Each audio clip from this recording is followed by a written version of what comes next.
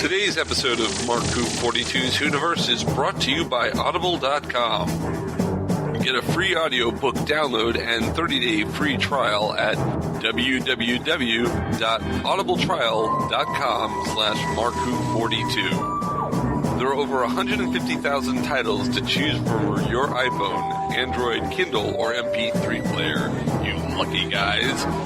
That's www.audibletrial.com/Marku42. And now, here's the show.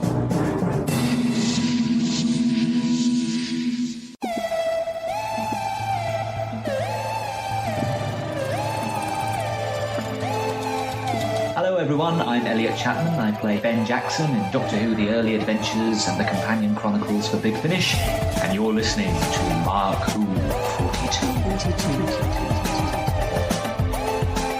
Welcome to Mark Who 42. That's right, Mark Who 42, Doctor Who and other things, here on Krypton Radio. And other things? Yes, there are other things in the world besides Doctor Who. I need details.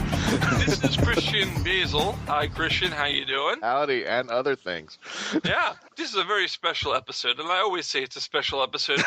Every episode is special here on Krypton Radio. We've got 2 interviews today and no news. So if you wanted to hear the news, you'll have to wait till next week. But this week, we've got 2 very special guests. In the second half of the show, we will be talking to Elliot Chapman. Elliot is an actor from Big Finish Productions.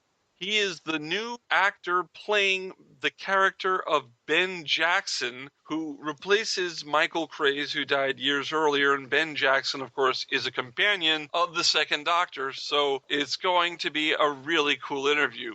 But right now, we've got from Vile Genius Games, Mark-sierens. Hello, Mark. Hi, I guess I'm the other thing. You're the other thing, yes. Because you're the not other white Doctor Who, meat. or you could be. We will find out. Okay. So, Mark, tell us about your life in terms of fandom. Wait, how long is the interview? Oh, well, just It give all us the condensed started in the womb. Well, what did your mother watch while you were in the womb? That would be a good question. How would he know? Well, if he has a good relationship with his mother. All right, no, seriously, though. I'm sorry. Something went funky on my phone. What happened? What was the question? Nothing. Maybe it's a good thing you didn't Maybe know. it's a good thing it's something went funky on your phone. And you did say funky, right? Funky, This is a funky. PG-rated show. I said funky. Okay, good. So tell us about how did you get into science fiction and the like? I've been in science fiction. Ever since I was really, really young. My mother actually took me to one of the openings of Star Wars. Okay, me too. I got to see Star Wars back then. Well, I couldn't even see colors when I went because I was born in '76. So my uncle loved Star Trek. So when it really boiled down to fandom, I've been in it forever, as an understatement. I grew up with Transformers, G.I. Joe, the whole 9 yards. So pretty much any fandom out there. I'll be honest, I'm not the biggest Doctor Who fan. I probably just lost half your audience. No. They're sticking around for Elliot Chapman, so you're not losing anybody. They'll be like, okay, we'll be back in 30. No, we go outside the WHOniverse as well. Beyond the Yeah, universe. Exactly. Okay. But My yeah, wife's a big fan.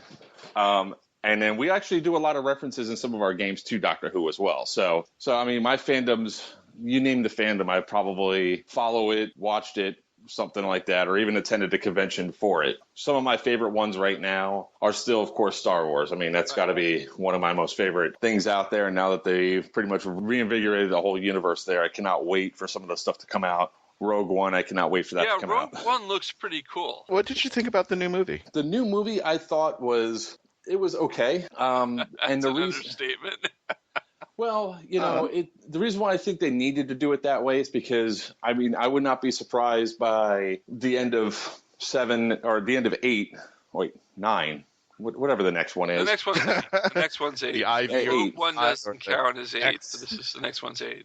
I think we're losing another major character, and by 9, we'll have none of the old characters remaining and only new characters. Peter Mayhew, I'm sorry you didn't get a longer contract. That's sad. What? Well, it's he's not- saying Chewbacca's going to go next He episode. didn't say that. He just said Terrible. certain characters. I have a feeling that by the end of 9, we're going to have the entire new cast only because they sort of need to go that route. Well, that makes sense. Yeah. So, and also they're old, I mean, who knows how long they live in the Star Wars universe, but these actors are old. I kind of wanted to see the George Lucas third trilogy. I kind of didn't want to see a retreading of old tropes from Star Wars. I got one better. I wanted the Hand of Thrawn series. That would have... The Hand of the Emperor, yeah. Because Thrawn is now in continuity thanks to Star Wars Rebels. I have a feeling that they might be resetting who's actually in charge in the next one. I would not be surprised if we see Thrawn in 8 or 9, because I think the current leader is an idiot. But I also think that it's going to be revealed that Rey, my two leading ones are, Rey is probably Skywalker's daughter. Oh, it's true. Yeah, definitely. It said in the novelization such. I have the novel. I haven't read it all yet. Oh, but when you read it at the end, yeah. It's there. Yeah, but if not, then it's going to be Leo and Han's daughter. All right. The twins. And who is Finn related to? Finn, I would not be surprised if what really separated Han and Leia was a Lando child. Well, they were in that dungeon for a while. Oh, we'd have more incest, just like Luke and Leia. Oh, my God. Star Wars is just raw. Oh, in so many levels. And now I can't watch Star Wars without thinking this. Wow. I can't watch Star Wars without thinking that either. Oh, man. It's one of the funniest things that happened. Here's why you do a 3-story arc and not one story at a time. So, mark-sierens, we have you here because you are Vile Genius Games, aren't you? Yes, we are. Yeah. Tell us a little about this company. All right. Well, we are a board game company. We started off inside of my house where one day we were playing games, and to break up the crosstalk that was going on, the co-designer of Evil Genius Death Ray, who used to be my business partner, spoke up and said, "Why are there no games about a Death Ray? It's called All Crosstalk to Stop." And people go, "Oh, there's got to be one somewhere in going through." And then after, about 30 seconds, he's like, "Oh, well, I'm going to do this move now on the game." And then he started thinking about it, writing stuff down. And then from there, that night we had like the base rules of Evil Genius Death Ray down. And then it became a whirlwind of activity. We successfully funded Death Ray last year in July at a convention that's coming up that we're looking at going through again. Treasure Coast Comic-Con will be there September 16th through the 18th, showing off our newest game. Oh, you'll be there too? Oh, yeah. Cool. Yeah. We'll see you again. We're going to be bringing quite a few people to Treasure Coast in the board game industry. So this is one of the cool things about becoming Vile Genius Games. When I started off as just a board game, just to sell a board game, I turned into a publisher. So what happens now is that I've met so many awesome people and done so many great things within this industry in the past year and a half that I was able to help John bring a great tabletop environment to this convention, to where we have our own game area where people can go down, sit down, play. We have the guys from Double Envoy coming in, and they're going to be doing like the Florida championships of several board games there. Oh. So cool. Very cool. We'll have Stephen Avery there, who's a character to hang out with. Patrick Siebert from Just Got Played. Brian Fiore from Just Got Played. Zev from WizKids. Undead Viking's going to be there, who's a great board game reviewer. Jeff Bourbeau, who is another big guy in the industry, pretty much knows everybody. And one of my designers, Lloyd Koncheka, for sure is going to be there. We're going to have a ton of new games to check out that are going on Kickstarter from indie developers or are currently on Kickstarter.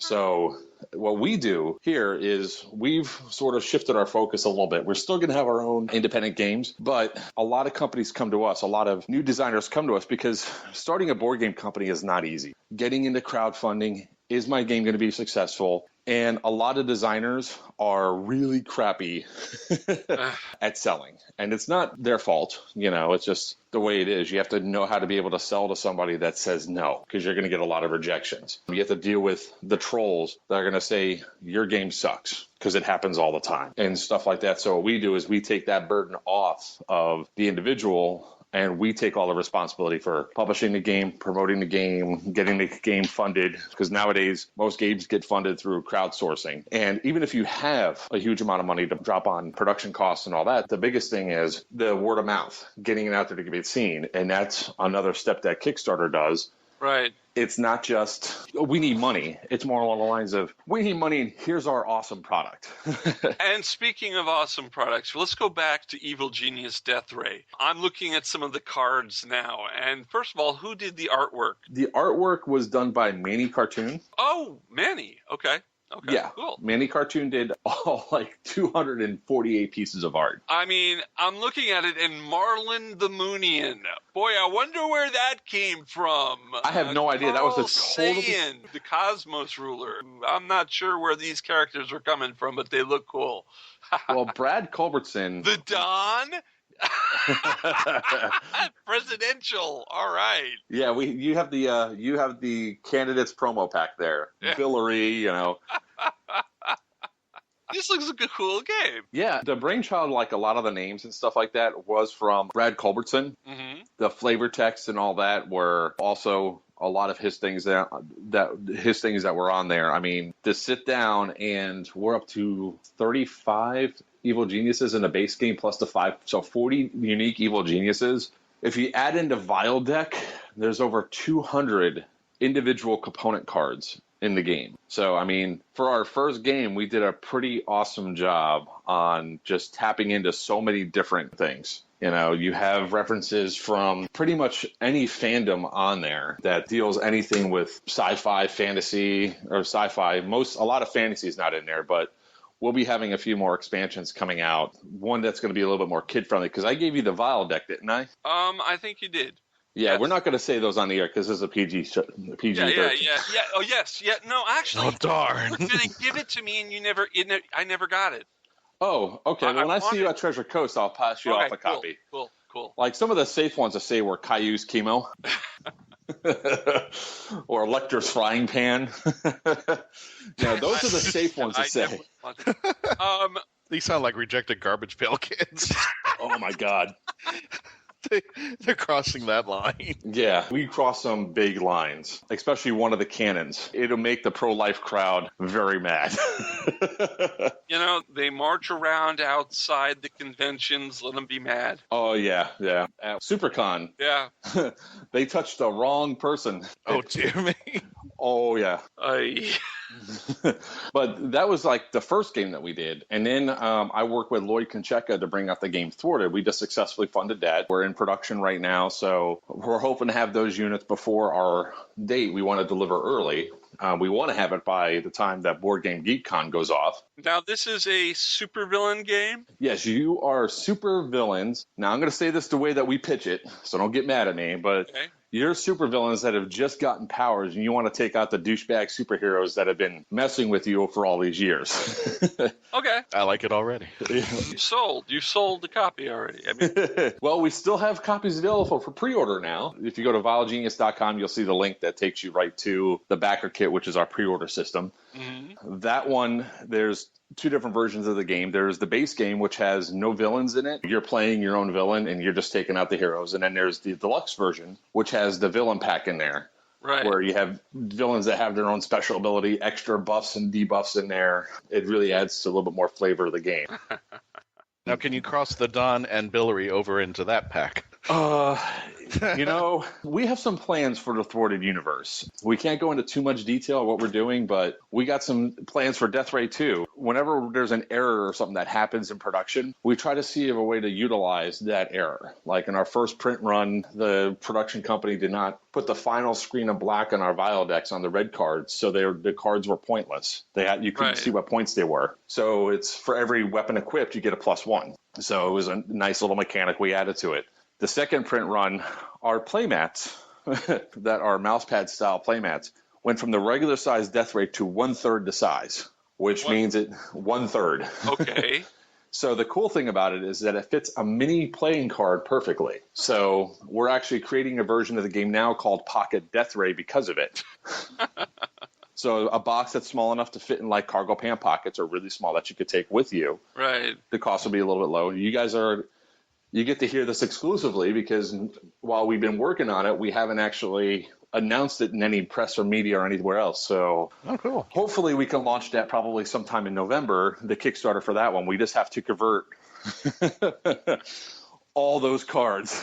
which is a lot. And there will be some new art at that point in time. The box is going to get a whole new redesign, and those characters in that box, because when we did the original characters, they're a little bit too big. So we're redesigning the characters so they'll be smaller to fit on the mini card and still see all the text and all that. So there'll actually be new Evil Genius art and a whole 9 yards. So it's actually going to be a really fun thing for us to do. And at that time, we're probably going to launch the Toy Box expansion, which is one that's geared towards kids. We had the Vile deck. We should have made a kid version also because Yeah. hindsight's always 2020, Well, you can still do it. Definitely. Oh, yeah. Well, it's on our list. I mean, we got some things. We have some ideas for a version that just utilizes the minions of Evil Genius Deathray because we have the art for it. They don't do anything yet, so we're looking at doing our own game for that. And then the newest thing that's going to be launching on Monday. It would have launched 2 days ago. Yeah, it would have launched 2 days ago. Yeah. So let me rephrase that so that way you can do it. You can do the editing. It's taken off. There you go. Yeah, so we've launched on Monday, the 12th, which is Tales from the Tavern's Legend of Goblins Past. And this is an excellent game.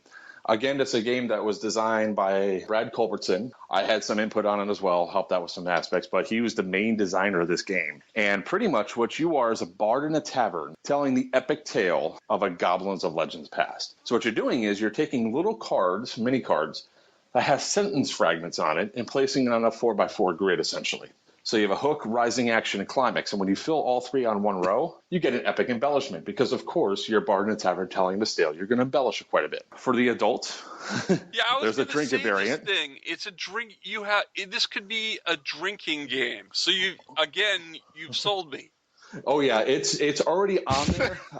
We have the drinking rules in there. We actually, if people go and check it out, Twitch Game Night had me on Monday showing off this game. And we had to bring, because we all had to, the most of them had to work on Tuesday. Right. I don't. I work from home. So whenever I roll out of bed, I get to work. They said no alcohol. We had some of the nastiest stuff that each one of us hated to drink. And I'm sure when they post outtakes of this, it's going to be hilarious. But we use the drinking rules, but only for nasty stuff instead of alcohol. We're going to be doing another version where we do an alcohol version on like a Friday or Saturday night. Yeah. And that's going to be fun. Do we do that at Treasure Coast? Oh, yeah. You have no idea. After 9 or something like that. What do you mean after 9 a.m.? Hey, there you go. When we first met each other, you guys didn't really see us working too much with the game industry. You saw a few guys at the show that shall not be named. Yeah. And then at SuperCon, you actually haven't seen a lot of board gamers in action. When I went to Gen Con, I don't remember Thursday at all. So it's a fun group of people that are there. But the cool thing about Tales from the Taverns is all the sentence fragments are grammatically correct. And it wasn't done like we took a sentence and chopped it up. Brad just took individual little sentence fragments, put them on a card, and put them there. The only thing that could change during the whole thing is your goblin can go from male to female and back. But, of course, you're a bard drinking in a tavern. That happens all the time. It does. I mean, just ask Mr. Davis from the Kinks. He'll tell you about Lola. Now... Okay. This looks like a cool game. I'm looking at the website, filegenius.com. Remember, folks, filegenius.com. And this looks like a really cool game. Yeah, and the great thing is that we did the art on that as well. Woody from GU Comics, gucomics.com. Okay. He's the one that redesigned the Goblin, which we've been posting up the images and all that. And he did such an awesome job and capturing what we want. So Manny did the original version. Right. And then Woody took the original version and just made it so much better. I mean, the box art, if I would have both comparisons up on screen, people love the new box art. It seems to really embellish on it. And there's an Easter egg. If you're looking at the box top, you see a little dwarf off to the side. Yes. That's going to be the expansion that we come out for. We're already working on it. And the expansion is going to be an interesting aspect on an expansion. It's going to be an expansion plus its own standalone. Oh. So what's going to happen is you're going to get the Dwarven cards added to the base game when we release it, and then a second set of the same cards but are used for the standalone version. So you could take the ones out for Tales from the Tavern, And then the Right. second expansion you could also play. So that dwarf will be on the cover of the next one. So when you put them all together, we have like 6 expansions total planned out. You'll have a big table that everybody's sitting around, and you'll have the humans, elves, dwarves, and all that, one giant panorama. One of the things that we do is we always want to make sure that if we get a game, that we can expand upon it, because most of the times people get something, they love the world, they love the feel, they love the game, and this is a one-shot. And we don't want that. We want people to experience and love all of it. Wow. Mark, what is your favorite board game outside of what you made? Oh, man, it's such a hard thing to say. If I'm looking at worker placement games, my top 2, I'll do top 2 on a lot of different genres. My top 2 are going to be Lords of Waterdeep from Wizards of the Coast and Champions of Midgard from Grey Fox Games. I like Champions from Midgard better than Lords of Waterdeep. They're made by Grey Fox. If I go for miniatures game, I'm going to have to say Zombicide. The Zombicide series, the minis look awesome, and that's from Cool Mini or Not. And then if I'm going for card games, what do we always pull out? There's so many great card games out there. I'll do party games. Party games, it's got to be Cards Against Humanity. Yes. The other one that I would say is a great party game, which does not come out nearly enough because you need quite a few people, is Ultimate Werewolf. Oh. And I'll show you some of that. That Ultimate Werewolf is usually pretty fun. You're pretty much a bunch of villagers trying to figure out who the werewolf is. You don't know who they are, so you lynch somebody every single night. And the werewolves eat somebody every single night. So that's a fun game right there to play. Dice chucking game has to be Kings of Tokyo. It's a variant of Yahtzee, which are a bunch of monsters. Oh, yes, I think I played that. Cool stuff. I went 1 year to the International Tabletop Gaming. Yes. And I think I played it there. Mark, you just got to come by my house. I mean, we're neighbors. And Yeah. every Saturday that I'm in town, we do a game night. And all day long, we just play board games. But my favorite co-op game, though, has to be Dead of Winter. No, I'm not familiar with that one. Dead of Winter, you're a bunch of people that are trying to survive the zombie apocalypse during the middle of winter.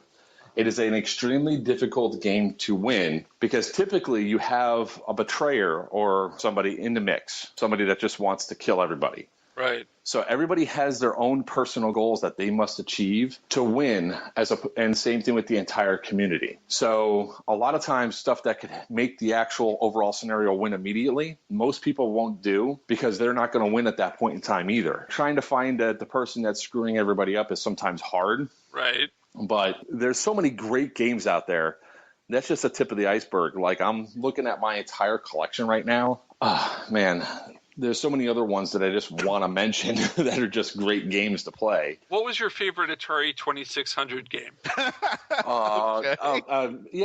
Missile. Did you like Missile Command on Missile it? Command, yes. Missile Did Command. you like it with the joystick instead of the trackball? No. Well, so how is it your favorite Atari 2600? Because I could play the hell out of it and still win.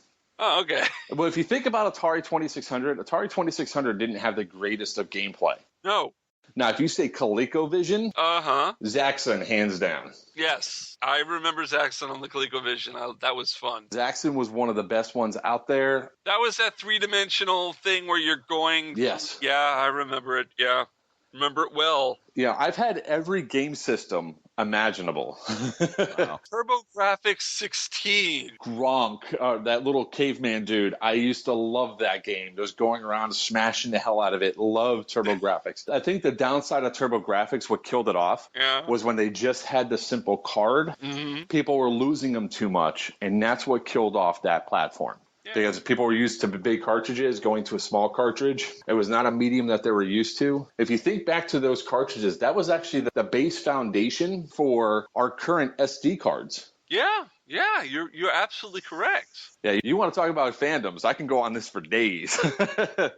I just find it interesting that the systems that we grew up with, the Nintendos and all those things now, like the Atari joystick, is now the game board. The whole thing, and it has 30 or 50 games in it now in just the joystick, which still sucks as it did back then. Well, they come out with the old Nintendo console. Yeah. So supposedly it's going to have I think 50 or some odd games loaded on, and then you can buy cartridges to put in that have another 20 to 50 games on there. Wow. You know, I mean, it's lovely. Now if they just bring back Dragon Warrior for it, I'll be a happy camper because I used to love that game. That was one of my favorite RPGs with the Nintendo system, Dragon Warrior. all-time favorite game for that had to be Metroid. Metroid was cool. Metroid was a good game. See, I was so simple and basic, like Adventure. It's the stupid one with the dragon and all that. And you had to catch the arrow. I like the days when the joystick and the one button. I could play those games. I can't play these new games with the 5 buttons. What you might like to play, though, is a game out there that came out on PlayStation called Suikoden. Uh-huh. That one, it's turn-based. So you come up, and you're only really doing one button. I mean, you don't have to do a lot of button mashing. You're selecting the attacks and stuff you want to do, and it's such a rich game. Okay. Suikoden has 108 characters that you could play with. Do they have it for the PS4? Actually, I think you can get some of the older versions as downloads. Okay, so I've got a PS4 in the house. I know it's on PS3 because they launched Suikoden 2, which is a hotly sought-after game. It goes for like $100 if you have a full copy with the dust cover. Out of the series, I think that's one of the best ones there. Mm-hmm. Yeah, I've been a gamer pretty much all my life. So like right now I'm playing the Batman Arkham Knight again, and they're remastering the first 2 for PS4. I got to learn how to use the newfangled controller. Because there are so many games out there that are really cool. There's actually something that I'm now a YouTube fan of a game that I don't play. I like watching other people play that it's driving me insane, and I keep watching new videos to see what's going on. Subnautica. Never heard of it. Really? That one? Yeah. Have we stumped mark-sierens? Oh. Well, hold on. Now, in my defense, I have been extremely busy. I've done 37 conventions so far this year. Oh. I'll be at 42 by the end of December. So you're never going to be home on a Saturday for a game day? For the next 3 weeks, no. But however, at Treasure Coast, we are going to be doing games there. So if we do the drinking game, I might be there. I'm bringing Tales from the Tavern because it's, we launched it. So that's one of the primary things that we're doing at Treasure Coast is we're focusing on Tales from the Tavern. We're also going to have Thwarted there. We're also going to have Death Ray for purchase. I mean, we're really not be cracking out and playing it because, I need to focus on the new games. But yeah, Tales we're going to be there doing. There's going to be a lot of great new games that are going to be showcased. Pwned is going to be out there on Saturday. Corey, he'll have his game out there, Seven Sins. Who else is going to be there? The guys from Zafty Games, they're going to have Pixel Glory, their newest game, Ginger Dead House, which I have my copy. I haven't had a chance to play it yet. Plus, I think they're launching announcing the of a new game that they'll be demoing out.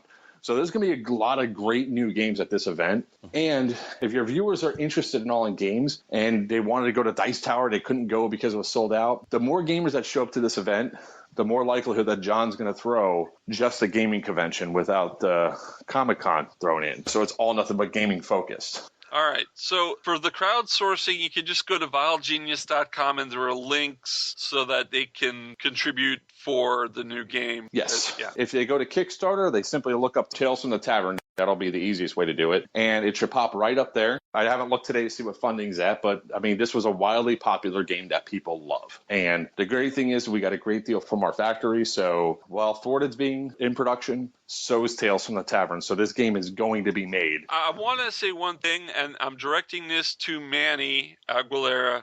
Manny had done a drawing for us at a panel, and we promised him we were going to post it on the website, and we haven't done it yet. Manny, I want to apologize to you, and we will get it up onto the site within the next 2 weeks so they can see it. He had drawn a picture of what people in the audience had created a new companion for the Doctor, and I just wanted to put that out to Manny because I know he's listening because his boss is talking.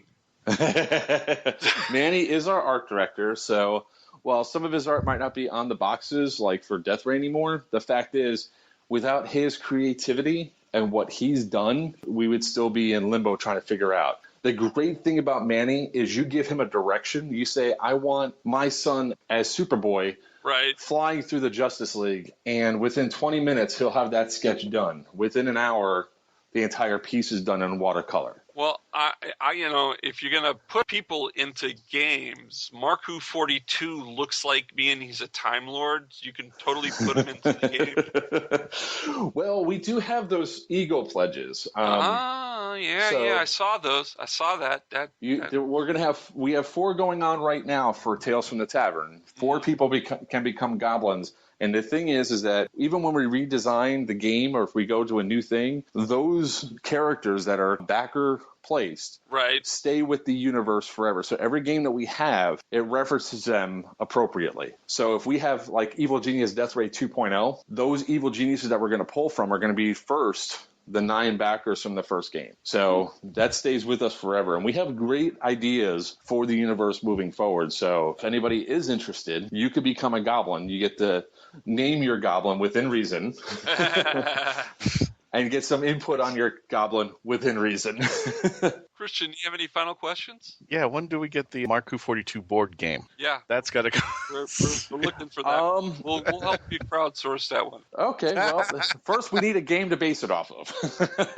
Give me 5 minutes. You will laugh at what I came up with. Yeah, Christian will come up with something really good. Look, we're up to doing anything. So by all means, if you guys have an idea, I have a great team that works with me. Eddie Morocco, Manny Aguilera, Jeff Bourbeau. Where we're at right now is because of those 3 gentlemen. I would still be trying to get Thwarted probably up off the ground if it wasn't for those guys. I probably wouldn't be a publisher right now. I'd probably be working on another game. But these guys really help propel the company even further, and they're great. Jeff's helping us with operations. Eddie's our Facebook guy. Manny, of course, is the art director. We still got to give big props to Brad Culbertson, who designed 2 of our games so far. And hopefully we'll publish more of his games as he goes on. He decided to go back to focusing on his education career. So that's why he decided to leave the company. Mark-Sierens, I want to thank you so much for talking Vile Genius games with us here on Mark Who 42. My pleasure, always. Don't forget, go to vilegenius.com and get all the information on these games and even buy some. You've got a Facebook page, a Twitter page, and a YouTube video page. And we also have an Instagram page, but we're not tapping into that just yet. We'll be starting to do stuff like that pretty soon.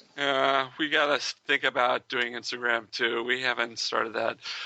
But anyway, thank you so much, Mark. We really appreciate you coming on. Thank you, gentlemen. I look forward to seeing you this weekend. All right. When we come back, we will have Elliot Chapman, who plays Ben Jackson for Big Finish. We'll be right back after these messages. The voice of Christian-Basel, take 1. Hi, I'm Christian-Basel, and I would like to provide my voice for all your voiceover needs, such as... Okay, like an announcer. Like a what? Like an announcer. For all your voiceover needs, such as animation, radio, announcements, introductions... Now an old man. I can even record voicemail for all the Meshuggahs that call you. A pirate. Arr, and it won't cost you a lot of treasure for me services. Arr. Creepy movie voice. Just call 407-761-2679. 407-761-2679 or email voiceofchristian-basel@yahoo.com. Well, how was that? That's a wrap. Hi, folks. This is Christian-Basel, Mark Who 42, and if you've been lucky enough to catch us at conventions and wondered how you could hire us to come to your convention or special event, simply go to Heroes on Hand, click the podcast icon, and click the icon for Mark Who 42. On our page on Heroes on Hand, you can actually click the button that says click here to book Mark Who 42 for your next event, and that's all you have to do. Once again, if you wanted to hire us for your next event, simply go to heroesonhand.com, click on podcasts, click on our icon, and click the green button to book us for your next event. You're going to love us. We'll see you there. Hello, I'm Nicholas Briggs, the voice of many monsters on Doctor Who, and executive producer of Big Finish Productions. And I'm pleased to announce that Mark Who 42 Books have joined forces with Big Finish to bring you Big Finish Audio. There's this fellow who calls himself the Doctor, and he says he has saved me, and we are in his time machine. You're all right. I think I've broken something. What about you? Yes, I'm fine, thanks. I rather think I broke your fall. Oh, sorry. Mark Who 42 Books will now offer to bring you the best in Big Finish audio. But why are they here? How do you do? I beg your pardon? Oh, no need to. I'm the Doctor, and this is... I am Leela. By all means, please do come out to play, Doctor. I'm waiting for you. To find where Mark Who 42 Books will be, go to markwho42.net or on their Facebook site at markwho42. What are you saying? They fizzled in somehow, like the TARDIS? Yeah, transmat from another dimension. The The TARDIS doesn't fizzle. It's more of a... Also go to mark-who42.net and download my interview with the team. You're executive producer at Big Finish Productions. Correct. Correct. Is this a quiz? mark-who42, taking you to the WHOniverse and beyond. This is Elisa Stern. And this is Scott Ampleford from Dr. Puppet. And you're listening to Mark Who 42. Welcome back to Mark Who 42. That's right, Mark Who 42, Doctor Who on Krypton Radio. I'm your host, Mark Baumgarten. With me is Christian-basel. We've got a very special guest with us today. He is a voice actor and an actor. He is new to Big Finish. He is playing the role of Ben Jackson, which was created by Michael Craze back in the Troughton era. We've got Elliot Chapman. Hello, Elliot. Hello, how are you? I'm fine. Good. Good to hear you. So, how's the weather going on in England? We're having a typically English summer in that you can't forecast more than about 3 hours. We will go from blazing sunshine and glorious white fluffy clouds into storms or snow. Sounds like Florida. Sounds like Florida where we are. Oh, well, I mean, you might just occasionally hear the hum in the background of someone who's taken advantage of what might be 30 seconds of sunshine to mow their lawn. Hopefully it's not too interesting. No, that's typical Florida weather. If you ever see the pictures, there's an actual meme out there that's floating about the Facebook verse, and it says at 3 o'clock, and it shows this beautiful tropical scenery with lush palm trees and beautiful landscape. 3:05, it's a stormy, hellish weather. 3:10, it's right back to that beautiful. Of course, it means that my parents' generation can be terribly smug because every summer in my lifetime has kind of been like this, and they always say, you see, the summer of 1976, and they look all wistful. The summer of 1976 was off the record amazing over here, and so that's their smug little "we were there and you weren't, mate." I used to walk 5 miles in the snow going to school without shoes on. I've always wondered what we're going to say to our kids, and I said, when I grew up, I only had one HBO. Yeah, when I grew up, I had a car, but the car had no air conditioning, so I had to suffer for the hot sun. The one I'm definitely keeping to one side is if you wanted a date, you'd have to ring the house and get the person's father first. Yes. There were no mobiles and no cell phones. That's true. $5 a minute. Made us better people. Yeah. So, Elliot, for those of our listeners who don't know who you are, and there probably are quite a few because you are relatively new to the world of Doctor Who, can you tell us a little about your background, about yourself? Yeah, surely. It's that question, isn't it? That question, then you suddenly go, who am I? And then you have an existential crisis. Yes, I've been involved with Big Finish. As you say, for me, it's probably slightly longer than it might be for everyone else because it was actually 2 years ago. But because of the way we record, sometimes things take a while to come out. But I was. I've been an actor for a few years now. I'm obviously from the UK originally, but from the southwest part of the UK, and.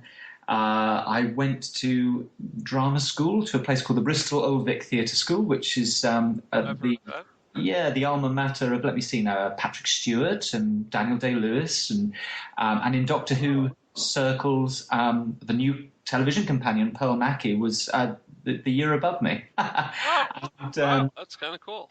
And Faye Marseille, who played the character of Shona in Last Christmas and now is doing wonderful things in Game of Thrones, she was in my year and is a very good friend of mine. So we've got a few Doctor Who connections, and the school is connected to the Bristol Old Vic Theatre, which another companion, I found out all this recently, Ian Martin, he was there. And, of course, Lisa Bowerman was also another Bristol Old Vic girl, so we're all Bristol Mafia. friend of the show, Lisa Bowerman. She's been directing you in Big Finish, but that's another. We'll get to that later. Great. Now, your first TV role was in Channel 4's The Fear. You were in one episode of that. Can you tell us a little about that? Yeah, that was not long. I think that was the first job I did after drama school, or amongst the first jobs I did after drama school. I didn't expect to do a television quite so early. The way things sort of operate in the UK is that most drama school graduates, whether it's Bristol or Vic or RAD or whatever, they sort of tend to start in theatre. And I did an 8-month tour coming out of drama school, and this happened during that tour. So I had to sort of get across and do it. And then you sort of graduate to television or radio. But it was great. It was a gangster thriller. I was incredibly lucky because they said it's going to star Peter Mullen, who's a bit of an acting hero of mine. He did a very punishing but really quite impressive film a few years ago called Tyrannosaur, with Olivia Colman, and he was in the original Train Spotting and many, many things. He was playing a sort of British gangster. It was a very, very good script because he was the character was suffering from Alzheimer's disease. So as his Alzheimer's took hold, he was, of course, becoming more and more indiscreet. And in the gangland culture he was in, that was causing all sorts of troubles. And the character I was playing was a young priest. Peter Mullen's character turns up in my church, and it's during a particularly bad episode of his Alzheimer's, and I become a kind of confidant to him for a while during his less lucid moments. But there's a wonderful scene that finished off my role in the series, which was he suddenly comes to, so to speak. He has a lucid moment, is horrified that he's talking to this sort of young Catholic priest, and proceeds to beat me up. I was delighted because it meant that as he punched me, I got to say something which is still pretty taboo on British television. Was I got to say the F word whilst dressed as a priest. My mother so taken with that, as you can imagine. So yes, that was my first brush with TV. I haven't done any TV since. I've been sort of really with either theatre or Big Finish. So hopefully I'll something. You did a short film, Cell. Has that come out yet? Oh yes, Cell came out quite a while ago. It managed to pick up some awards. I'm quite pleased to say. I don't think any of them were for my acting. I think they were for the direction, and maybe we had a lovely actor in that, American actor. I remember turning up on set the first day for that one, and he's a guy called Matthew Irvin, and he's the spitting image of a young Carl McLaughlin.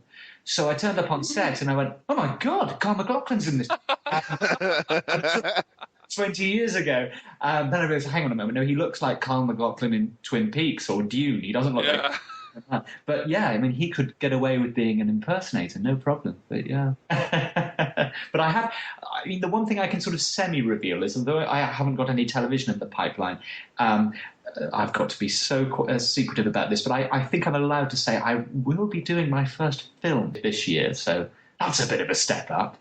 We'll be looking forward to seeing it when it comes out. We'll have to advertise it on our Facebook page, so keep in touch. Oh, fantastic. Definitely. Brilliant. So like you said, you do a lot of theater work. One thing you did, which it's based on one of my favorite TV programs, Yes, Prime Minister. Oh, yes. The Anthony Jay and Jonathan Lynn, who created and wrote the television series, they wanted to do a theatrical version for quite some time, and it had been quite successful with David Haig and Simon Williams had been in it, and it had been on the West End, on London's West End, for quite some time, and they wanted to go out and tour it. So I was part of the touring company, so we went up and down the country, and it was great. I had a role in it, which was a new role. Okay. But what was particularly gratifying about it was, apart from playing this new role, I was able to be the understudy for Bernard Woolley, and being a huge Yes Prime Minister myself, growing up watching the repeats and so on. That was fantastic. I thought I was too young, but then I was told this rather wonderful story which was that the original intention was that whoever was going to play Bernard on the television was going to be sort of mid to late 20s. Oh. But because he was meant to be very inexperienced and something someone on being fast-tracked. Right. But Derek Folds was just so good that they said, you know what, we're going to have him, and we'll just not really mention the fact that, you know, he is a bit older than the part is written. So that kind of made me, that kind of reassured me a little, because I thought, hang on, I think, you know, shouldn't an older actor be covering this? But it was great, and managed to go on as him as well, which was slightly terrifying, but kind of wonderful.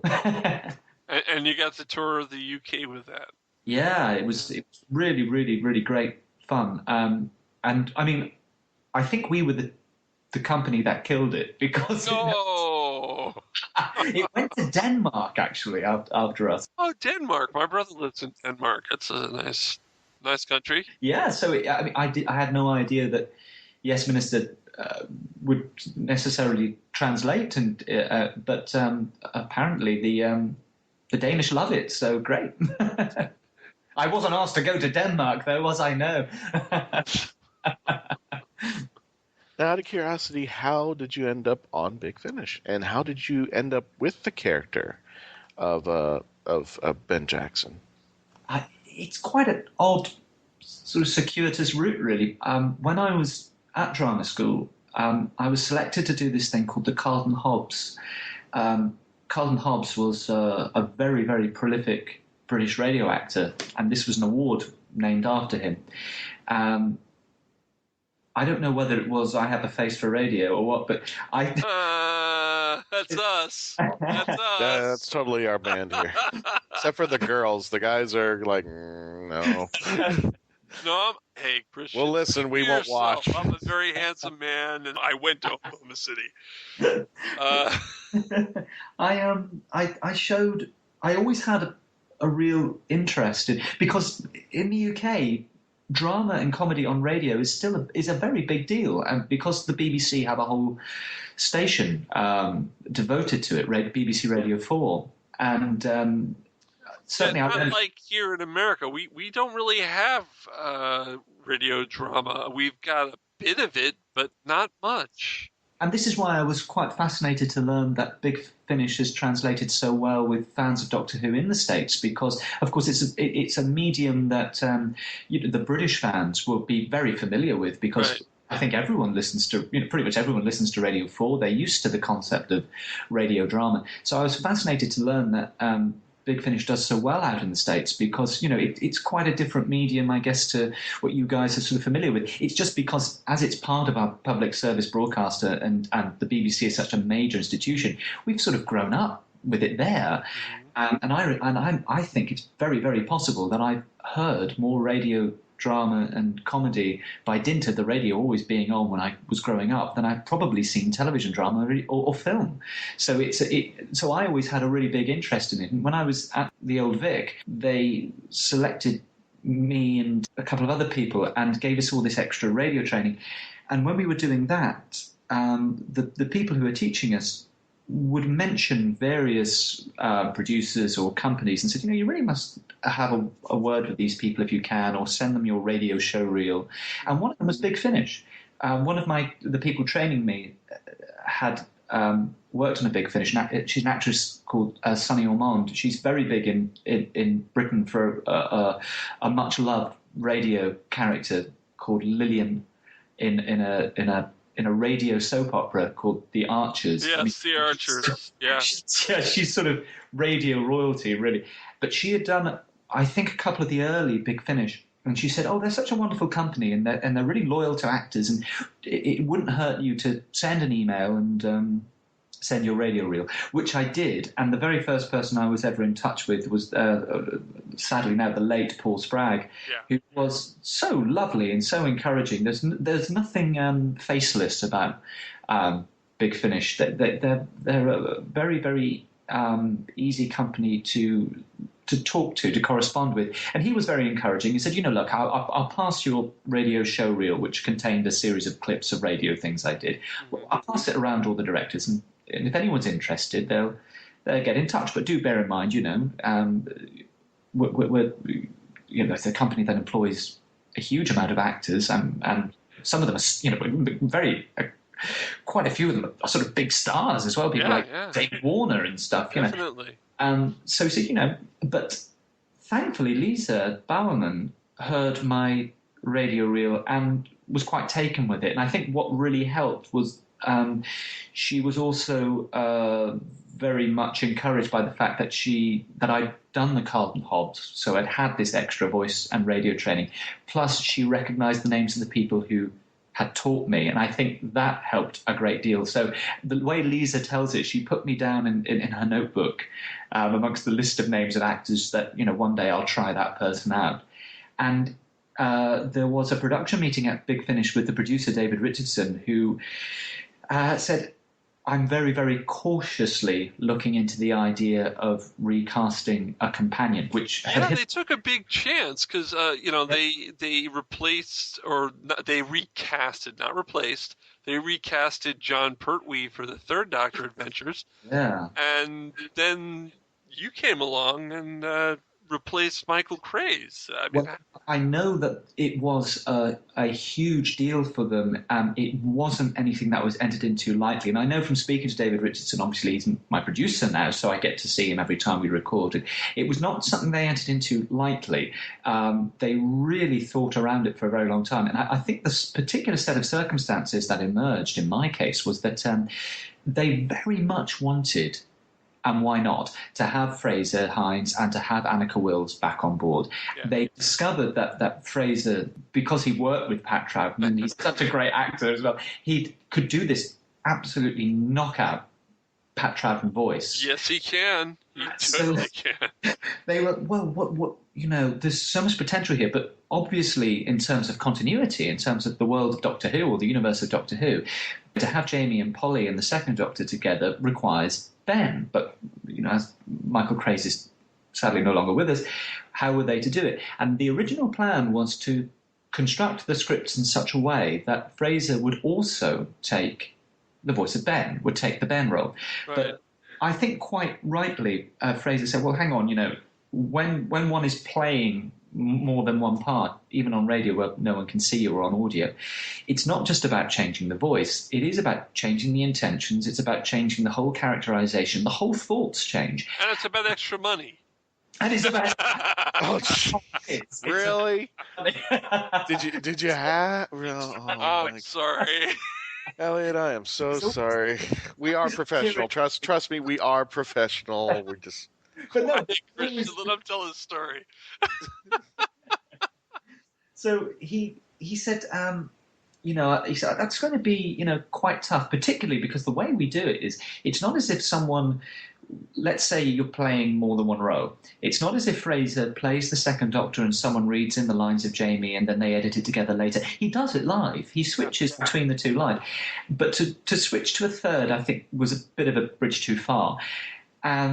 And Lisa had said to David Richardson, well, there's this guy called Elliot Chapman who's got on his radio show reel a clip of him doing a piece from the Dennis Kelly play Love and Money, in which I was playing a young Cockney.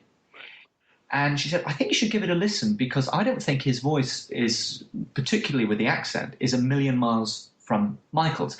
So David gave it a listen, and then I think, well, pleased to say it was enough to convince him, and he said, okay, let's give it a try. I remember that when I signed on and did my first one, there was a great deal of apology because they were saying, we didn't know how this was going to work, and we didn't know whether we were using Fraser or whether we were going to grab the bull by the horns and recast. So we haven't written Ben in a great deal of this. Right, you're talking about the Yes Men? I am indeed, yes, you're absolutely right. I noticed in the Yes Men, you're kind of written out for the entire episode 3. Yes, exactly. You're because not even there. If they were going to recast them, and if they did, they didn't know how it was going to work out. So I think the general feeling was, if this doesn't work, we're going to have a rethink. But thank you very much for coming on board and doing the one. However, if the listeners do take to it and we get a significant interest and a significant positive feedback, we'll do more with you and we will write you a fuller part, which was great. And thankfully, that's the thing that happened. So, yeah, that's the really odd way I got into this. Yeah, Michael Craze as Ben Jackson, the only, I think, full story that wasn't wiped back in those days when they wiped all the episodes was The War Machines, which was his introductory story. I mean, he's got a few episodes here and there, like in the Moon Base, which they did an animation for the ones that were missing. But there's not a lot of Michael Craze around. So recasting him is a gamble, but not too much because we don't have a lot of him to remember. You know, I absolutely agree with you, and I think that's probably one of the reasons why they finally decided that maybe a recast might work. I think, yes, because I mean, Michael's brilliant, but because of the junking of the old tapes and film, as you say, he's not. It's not like I mean, someone like Sarah Jane, who's so iconic, and everything that Elizabeth Sladen did exists, and of course she was brought back and had her own series. I don't think that Big Finish would contemplate, say, recasting Sarah Jane. That would be a very, very tough decision for them, and I don't think it's something they would be prepared to make. Certainly not within the current period. But as you say, with Ben, because he was a little bit more obscure, just because so much is missing, I think, yes, it did make it perhaps a little easier to say, okay, we'll try it.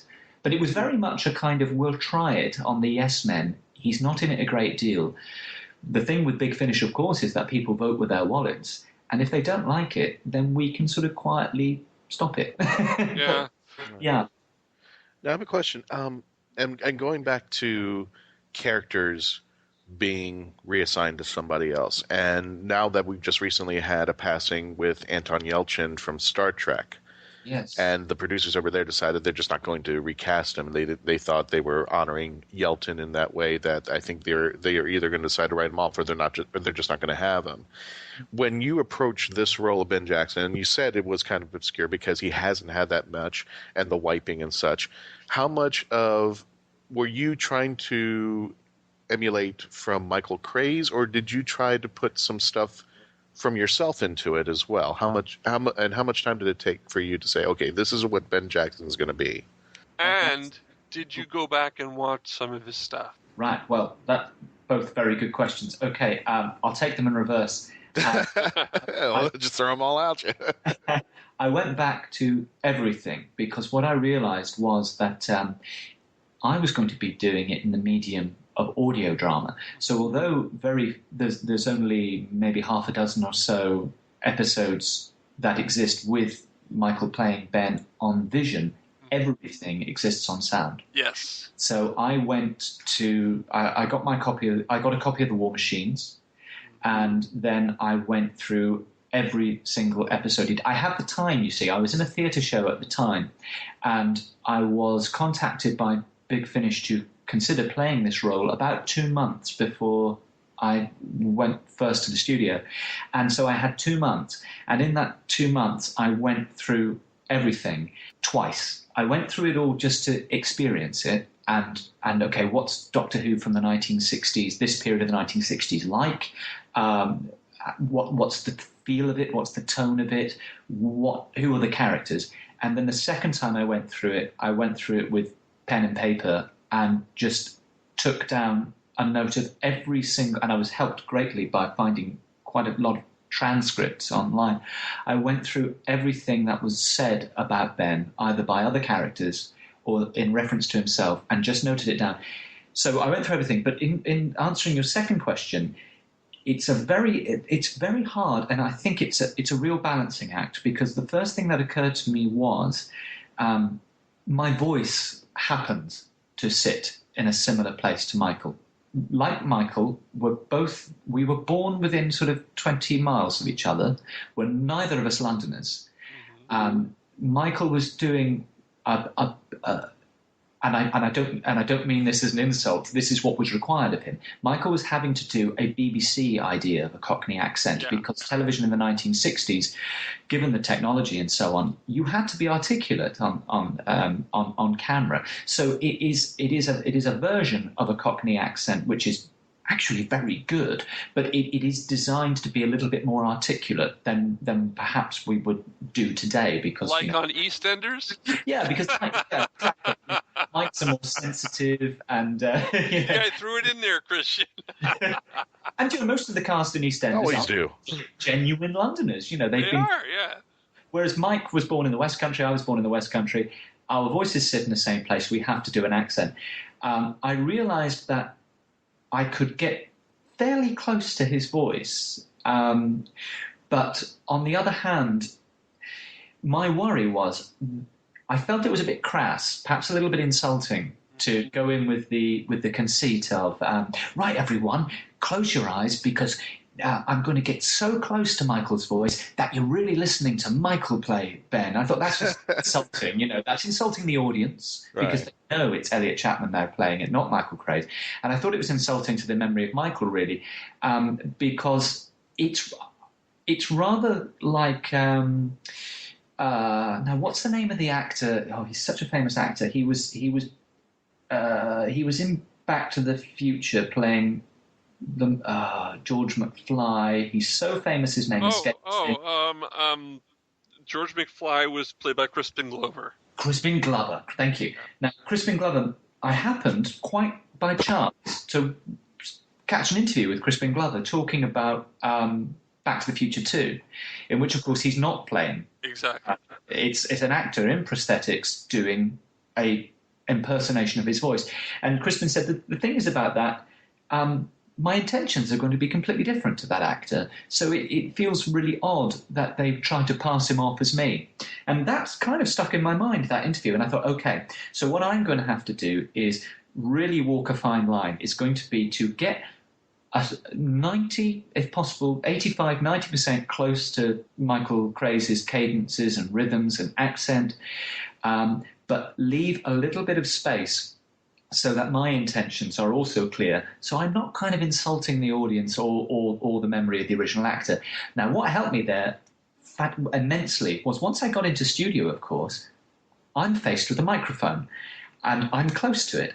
Now, if you contrast the modes of production, so to speak, in television in the 1960s in the BBC, 5-camera setup, Lime Grove Studios, boom mics overhead, all the actors, Annika, Pat Troughton, Bill Hartnell,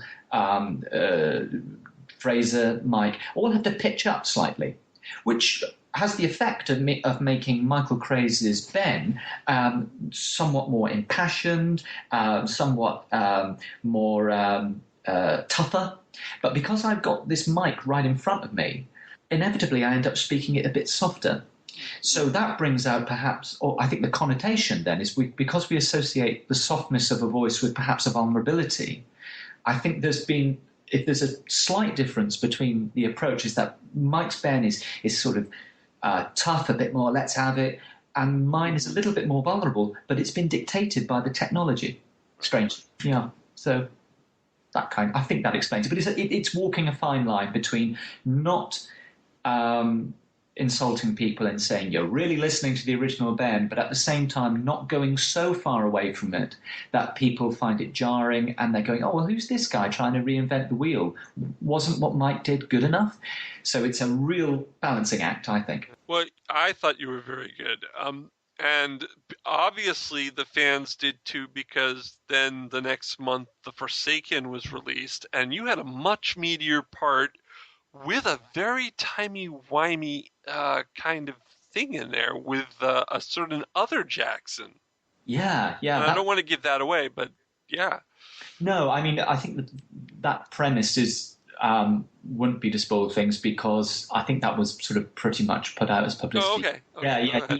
He and Ben does get to meet his father, but at the same age. Yeah. And that was lovely. But I think that's very much something, I was saying this in an interview recently, I think it's something very much that Big Finish gets so right, is that they're trying, of course, the conceit is we're trying to fit in to old Doctor Who. We are evoking the classic series by fitting the stories around those that existed on television.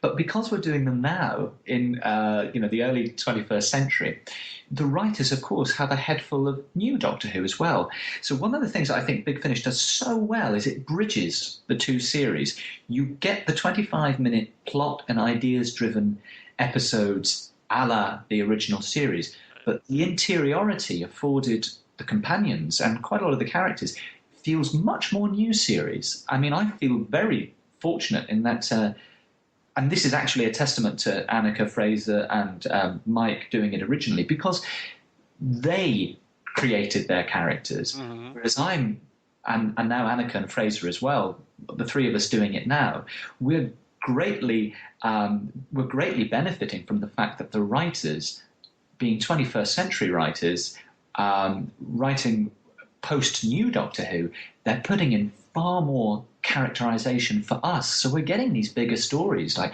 what is it like to meet your own father at the same age, which, back in the day, they wouldn't have had the time to do those kinds of things, because it's about getting on with an adventure, with getting on with a plot rather than being a character-driven series, which it rather is more now. Now, we're talking about basically you coming in as Ben Jackson. How did Annika Wills and Fraser Hines take you in? How are you getting along?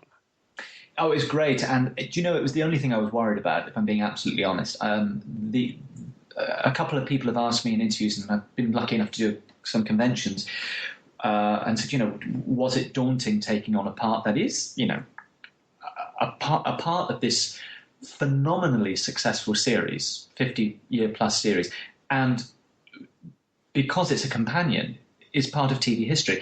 And I said, no, that's not daunting, strangely, because, of course, like any actor, I had a bit of an ego. I'd love to play Hamlet, So, that's not the problem. The only thing is, you want to make sure that, particularly in this case, he was their work colleague and very likely friend. So I was a little bit daunted going in. What helped greatly was, they're professionals and they're lovely people, and even if deep down they were going, God, who's this kid coming in to take on Mike's role? They were, of course, incredibly courteous and welcoming. I think what helped enormously was actually my training. And one of the things that Bristol Old Vic really, really, really sort of indoctrinated into us was, because obviously, different drama schools have different methods. It's rather like in the States where, you have the Strasbourg method, method act, and so on. And my school was classical training. And one of the things was always, it's the text, it's the text, it's the text, it's the text. And you research and you research and you research like hell. So when I took my script in on that first day for the Yes Men, of course, it contained my notes, which was not only character notes, but little things like... I had pictures of the cross section of a head, and I had lots of arrows running to it because I knew that I wanted at times to hit certain syllables or vowel sounds in the way Mike did to create a sense of continuity, not to overdo it, but just occasionally to remember which part of the palette, for example, he might be using, and Annika. I was talking to Lisa, we were talking through a scene, and Annika saw my script in the green room, and she saw these notes. And I think it really became the basis of not only our working relationship, but our friendship, because Annika later said to me that she was a little bit worried that someone might come in and not honour what had been done originally, or maybe just treat it as a bit of a... sort of between theatre roles thing, or something. And thankfully, because of the way I was taught, and the amount of research that is always expected of me as an actor, it really broke the ice with us, and we became. It really helped, and she was just so encouraging. I think once she got an idea that I going to do it seriously and was going to put the work in. That really built a firm foundation for us.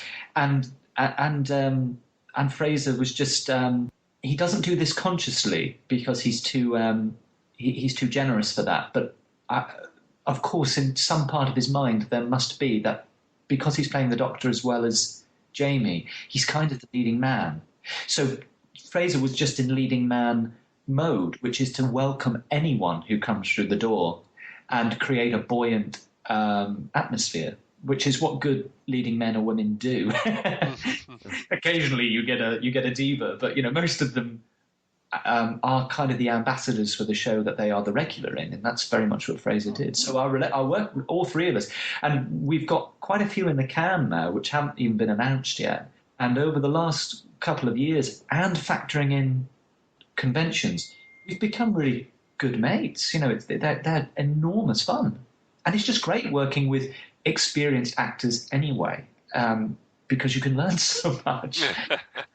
So the Yes-Men and the Forsaken are from Series 2 of the Early Adventures, but you were also just released the Second Doctor box set, Volume 1 of the Companion Chronicles, and you were in the Mouthless Dead. I do have a question I want to ask you. What is the difference between the Early Adventures and the Companion Chronicles? For the audience, can you describe the difference between the two sets? Sure, yeah. With the Early Adventures, they are full cast audio dramas, and they are designed to absolutely evoke the experience, or at least the sound experience of a television episode from 1966. They are the television episodes without vision. And to help the audience over some of the more visual or cinematic things, Annika provides a small amount of narration. So it rather ties it in with when the BBC released discs of the missing stories, yes, where they would have the soundtrack, and then someone would just help over the visual bits with a small amount of narration, be it Fraser or Annika indeed, because those are the ones I was listening to when I was researching Ben.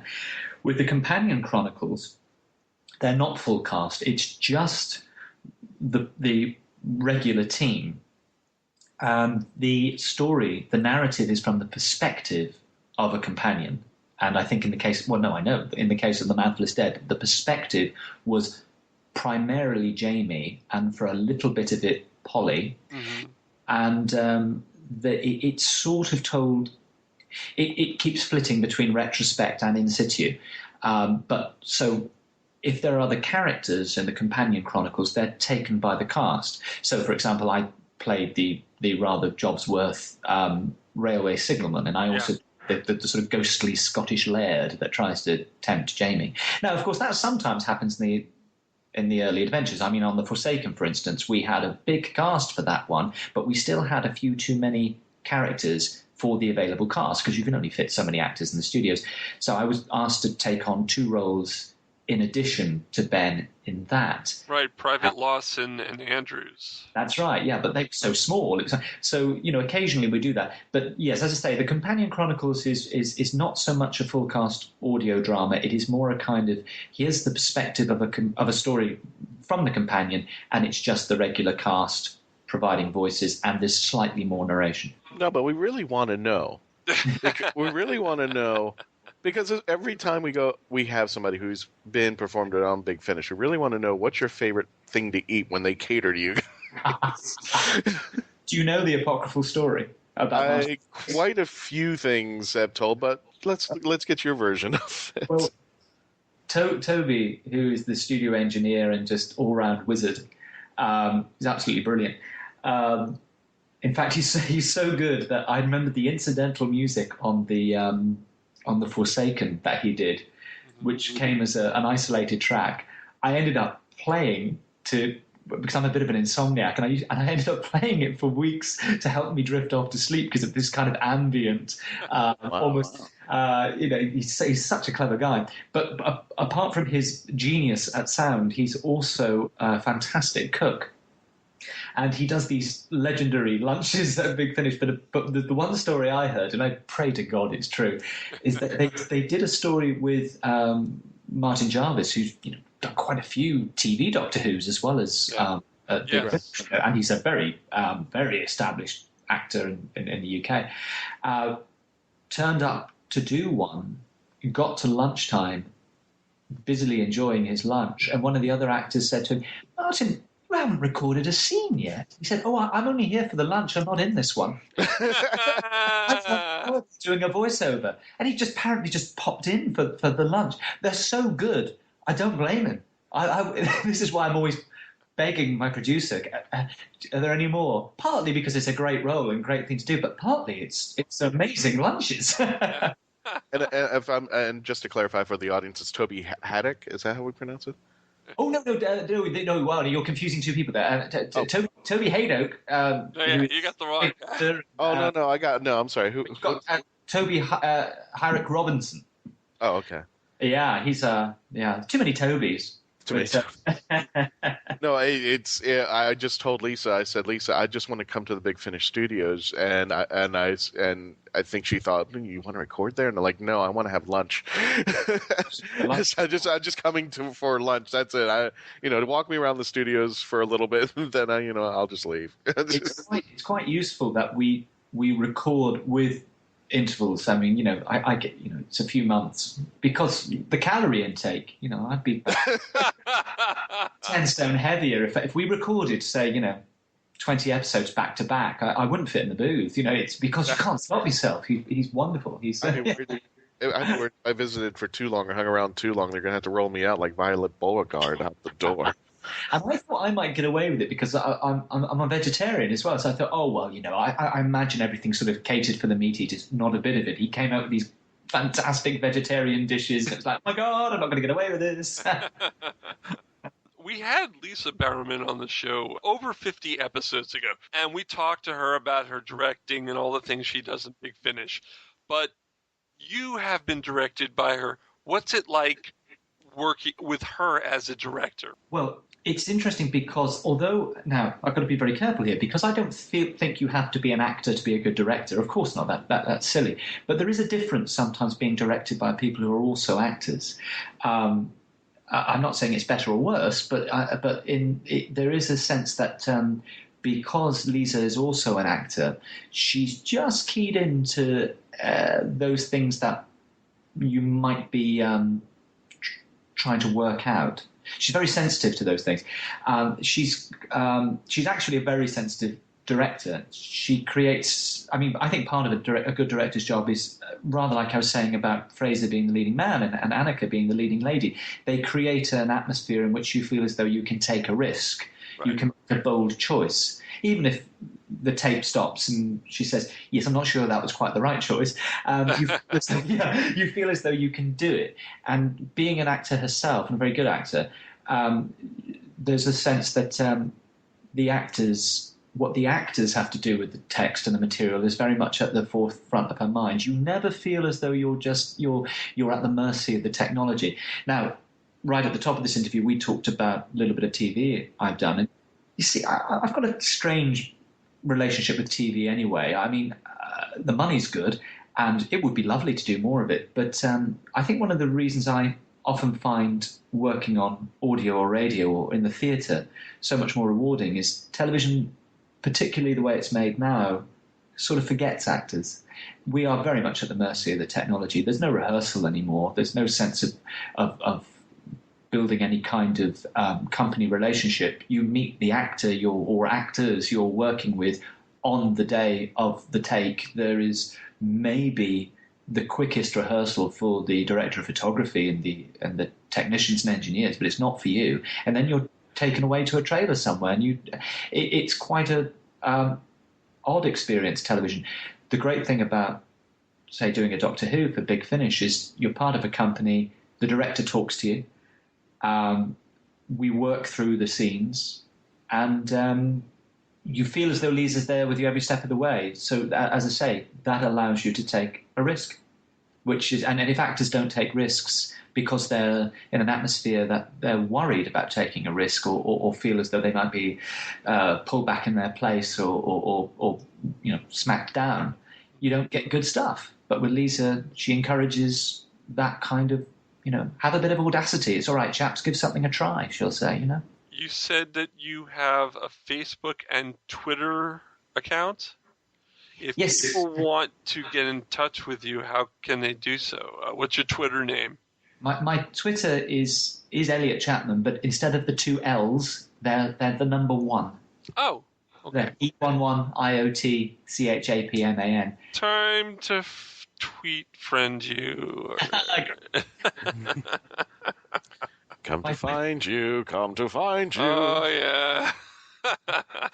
I'm afraid I don't have a professional Facebook. It's something I guess I should do because, all my sort of family and friends who don't give a damn about my acting career, what it is. So I really should do that at some point because now it's very kindly, particularly I have to say because of Big Finish and that huge affection people have for Doctor Who. There are people who often say, "Oh, do you have a Facebook?" And I say, "Oh, yeah, but it's the one my family and friends are on." So I really must do one that that can embrace all the Big Finish stuff. I must get onto it. No, that's right. There's certain people who we've talked to, and Lisa's one of them, where they said, they have 2 Facebook pages, and she goes, "No offense, it's there's one that I'm constantly on because family and friends, and there's the second one who's the business." And I said, "Yeah, I totally get that. That's not an issue." That's it. I mean, we all know how Facebook works. It's so easy to miss things as well, and I can just imagine members of my family going, "Why are you never replying to me? But you're always replying to people." Right. Oh yes, I must sort that out. All right, this show will be airing. You're listening to it in September, and do you have any conventions or any future work that you'd like to talk about coming up? Oh, sure. Yeah, I mean, I'm very happy to be doing some conventions. I'm doing one in the UK called Dimensions in Newcastle upon Tyne. But I'm doing one in the States called, is it Regeneration? No, it's Chicago. No, it's not. It's TARDIS. It's Chicago. Chicago TARDIS. Yeah. I don't think I've been formally announced yet. But should we edit that out? Well, no, I think it's all confirmed. It's just not been put on the website. Okay. Hey, you've heard it here first, folks. Exclusive. And apart from that, I've just as of about a week and a half ago finished doing another Early Adventures, and I think there are several now in the can that haven't been announced. But I also, at the beginning of the year, very, very pleased to say that I was given what they call a busman's holiday, and that David Richardson, the producer, came to me and said, "Would you like to do a Doctor Who where you don't play Ben?" And I said, what, as an early adventure? He said, "No, would you like to do one with Tom Baker and Lou Jameson?" So I'm in a story that's coming out in September called the Genesis Chamber, which is part of the Philip Hinchcliffe Presents range. Wow. Okay. That was great fun. Wow, that's great. Well, Elliot, I'd like to thank you very much for appearing here on Mark Who 42. I say appearing, but you're not actually appearing. Because they're listening to you. You're not in their vision, I guess. Yes. So it's what they're used to. It's just my voice. Just your voice. Yeah, like where else did that happen? So I really like you as Ben Jackson. I can't wait to hear you in the Tom Baker story as another character. Christian, say thank you. Oh. Say goodnight to the folks, Gracie. Good night to the folks, Gracie. Say goodnight, Gracie. Good night, Gracie. Well, Elliot, thank you for coming on there. I appreciate it, bro. Yeah. Well, welcome back anytime you'd like. Oh, well, that's very, very sweet of you. No, I really enjoyed it, and thank you for letting me drone on. I do have a tendency to. I think he does a great job as Ben Jackson. I've heard the audios that he's done. Mm-hmm. It's a great job. Yeah. So, Christian, where can people find us at Mark Who 42? Behind the cabinet, I guess. Right at the door. We've got a Tumblr page now, so they can visit us on Tumblr. Did you know that? No, I didn't, but you're going to tell us there, Mark. Yeah, we have a Tumblr page, Mark Who 42. You can tweet us at Mark Who 42. And we've got a Facebook site, Mark Who 42. So, I mean, we are social media'd out. We'll probably go to Instagram and some other places soon, I hope. You can listen to old episodes. Where can they listen to old episodes, Christian? They can go to mark-who42.net where they can get the latest news, reviews, and interviews from out the WHOniverse and beyond. And there are little tabs at the top that if you want to listen to the most recent episode, or if you want to hear the 150 some odd episodes that we've had before in hand, you can go and click on Podcast Archives and check out all those episodes. We've had 70 guests from the WHOniverse and beyond. 50 of those are from Doctor Who. So just to give you an idea, if you want to binge listen something instead of binge watching something, definitely you've got something to start with. We're your Netflix for Doctor Who right now while it's off the air. Yeah. Oh, here's some big news that I thought that I should mention. If you have Amazon Prime, Series 9 is now available to watch on Amazon Prime for free. Did you know that, Christian? No. Now you told me. That's an important piece of information. It also doesn't help that I don't have Amazon Prime, so. I'm sorry. No, it doesn't. But yeah, for all of our fans and friends out there who have Amazon Prime, go ahead and check it out. Series 9. Yeah. Seen it? We've seen it, and it's great. And I know a lot of people out there probably haven't seen it because they don't have BBC America or they don't have the BBC. So you now have an opportunity to see it. And I thought I'd let you have that piece of information. Don't help me. Yeah, we're also on iTunes. We're also on Geekcast Radio. We're on Florida Geek Scene. Florida Geek Scene loves us, and we love them. So we're grateful that they have us on their page. We are also all over the net. Just Google it. Any final words, Christian? Well, we have some conventions that we're negotiating with at this moment, so keep an eye out on mark-who42.net or on our Facebook page. We will announce them as we confirm and lock them in. We've had mentioned them before, and that's not to say we're not going, but we are just wanting to make sure that we are going out there. So just keep an eye, again, mark-who42.net, and on our Facebook page and our Twitter feed as well, mark-who42. So if you want to come out and see us, definitely we are predicting that we at least have one or two in October, and I believe there's one in November. We will, as soon as we lock in everything, we will let you know firsthand if you want to come out and see us, and we might be in your area. Yeah, definitely. And it's going to be a great year for Doctor Who. Coming up, they finished filming Class. It's coming on, and Peter-Capaldi going to be in the first episode. Like, duh, like we didn't know that. Well, you don't know. Torchwood didn't have Doctor Who. Sarah Jane didn't have Doctor Who for a while. So that's true. But that's true. Anyway, so until next time, so long from Mark-Who42 and allons-y.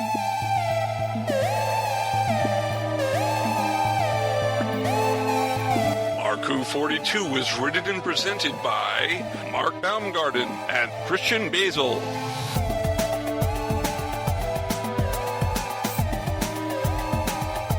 This episode was edited, directed, and produced by Mark Baumgarten. Visit mark-who42.net, where you can register and become part of the WHOniverse Army. We can be contacted by email at mark@mark-who42, subject line, ? If you'd like a chance to be a guest on our radio show, send an email to our media relations director, Christian-basel, at mark-who42media@yahoo.com. You can have Mark-Who42 entertain at your next event or convention. Go to heroesonhand.com/Mark-Who42. Space Coast Comics is a free monthly magazine found in over 120 locations currently throughout Brevard County, parts of Osceola, Volusia, and Indian River County in Florida, and soon to be available in Chicago. Follow them on Facebook to learn more. Doctor Who and its properties are owned by the BBC, the British Broadcasting Corporation. This show is owned and copyrighted by Mark Baumgarten in 2016. This is Krypton Radio.